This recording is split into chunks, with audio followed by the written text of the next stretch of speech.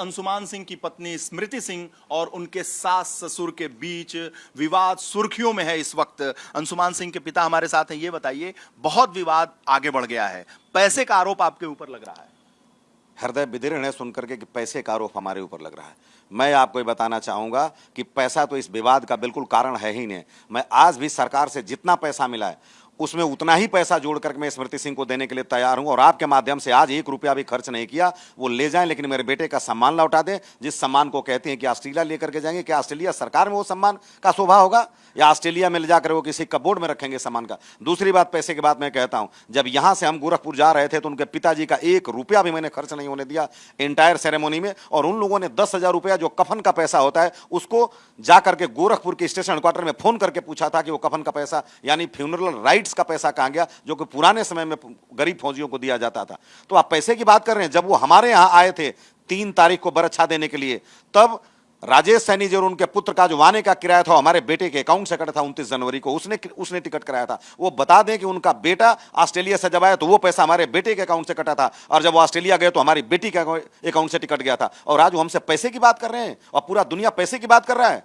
पैसा मैं चिमटे से भी छूना पसंद नहीं करूंगा। पैसा मेरे लिए उसी तरह से है, मेरे लिए मेरे बेटे की सम्मान सब कुछ है, और ये लड़ाई केवल सम्मान की है। पैसा तो इसमें बीच में कहीं आता ही नहीं है। आप कह रहे हैं कि वो ऑस्ट्रेलिया जा रही हैं?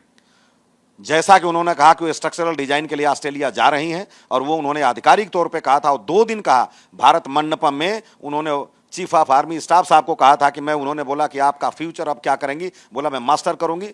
तो उन्होंने बोला अब्रोड से करूंगी, और अगले दिन मानेकशॉ सेंटर में उन्होंने बोला, जब इन्होंने पूछा कि कनाडा जा रहे हैं कि ऑस्ट्रेलिया, तो उन्होंने बोला कि मैं ऑस्ट्रेलिया जा रही हूं। उनके भाई ऑलरेडी वहां पीआर हैं, और उनकी पहले से प्लानिंग हो सकती है या आज हुई होगी कि वो सब कुछ मतलब मेरे सम्मान को लेकर के, पैसे की तो मैं बात ही नहीं करता, और ऑस्ट्रेलिया जा रही हूं। वो सम्मान जो मेरे बेटे के छाती पे नहीं लग सकता, वो सम्मान जाके कहीं ऑस्ट्रेलिया आखिर उन्हीं के साथ रह रहा है, जो ये तमाम लोग कह रहे हैं कि उनके साथ रहना चाहिए। तो क्या ऑस्ट्रेलिया सरकार की शोभा बढ़ाएगा वो सम्मान, कीर्ति चक्र? और ये सारा डिस्कोर्स बदल गया कि मैं पैसा मांग रहा हूं। सम्मान और पैसे को अगर आप तराजू में तौलेंगे तो मैं, पांडे जी, उस पैसे को चिमटे से भी छूना पसंद नहीं करूंगा। आप ये भी कह रहे हैं कि उनके पिताजी, उनके भाई आपके पैसे से, आपके बेटे के पैसे से आपके घर तक आए? मैं अपने बेटे के अकाउंट 107605353450 का 19 जनवरी का स्टेटमेंट देता हूं कि वो गुरदासपुर से और लखनऊ तक का किराया मेरे बेटे के अकाउंट से कटा। मेरी बेटी के अकाउंट से पैसा कटा करीब 70,000 रुपया, जो ऑस्ट्रेलिया का टिकट था, और उनके आने का भी टिकट मेरे बेटे के अकाउंट से कटा। मेरे पास सारे उसके अकाउंट का डिटेल है, मेरे बेटे का और मेरी बेटी का। तो शहीद, आप कह रहे थे कि जो राष्ट्रपति भवन है, जिस कुर्सी पे वो बैठी थी, वहां पर वो पुस्तिका जो थी वीरता की, उसे भी नहीं छुआ?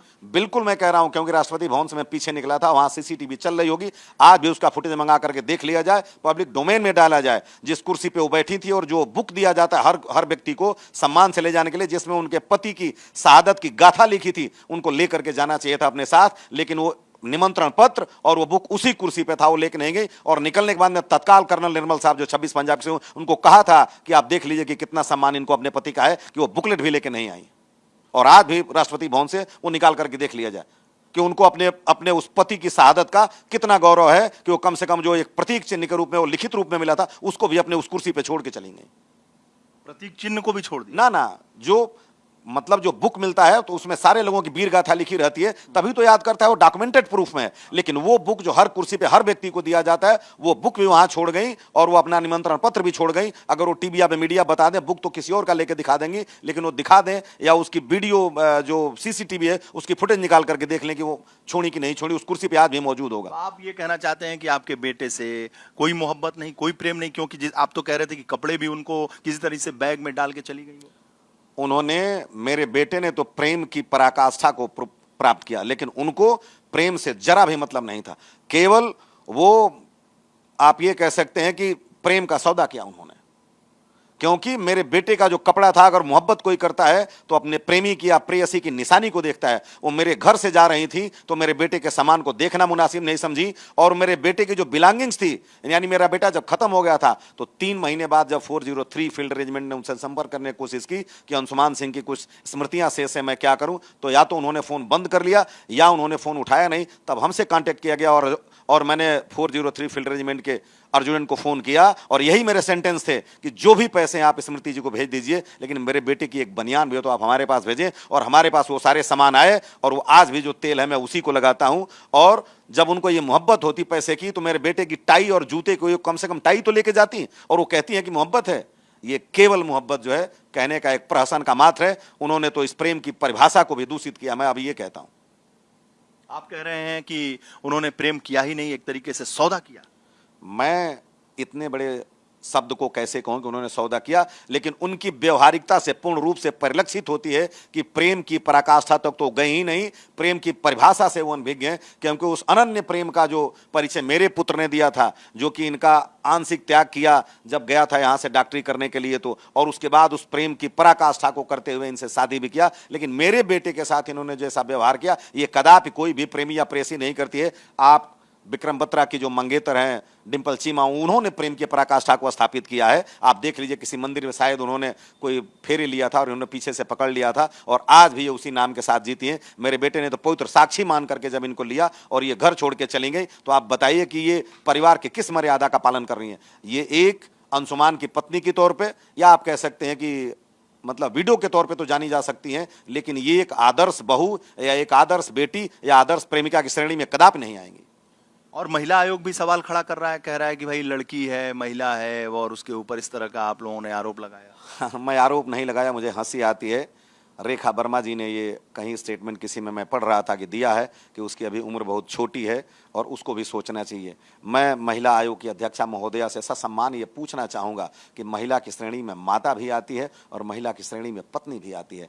एक पत्नी जो उस सम्मान के साथ ऐसे कर रही है और वो इस देश को छोड़ करके ऑस्ट्रेलिया जाने के लिए कर रही है, इतना अनन्य प्रेम उनका उसके प्रति जग रहा है, लेकिन इस माँ का दर्द और बेबसी नहीं दिखा। जिस माँ ने आज 26 किलो वजन घटाया और रोज दवा खा करके सोती है, क्या वो माँ और महिला दोनों महिला की श्रेणी में नहीं आती? और महिला की परिभाषा केवल पत्नी का होना है या माँ का भी होना है?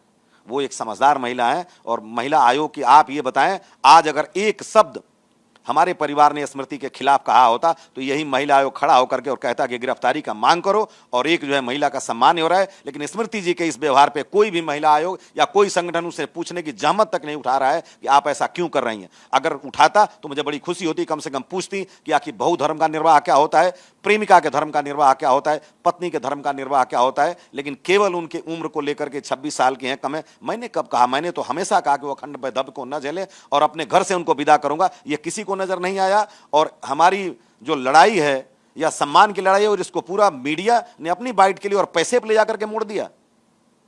आप बताएं। अंशुमान सिंह के पिता काफी दुखी हैं इस बात को लेकर कि उनके ऊपर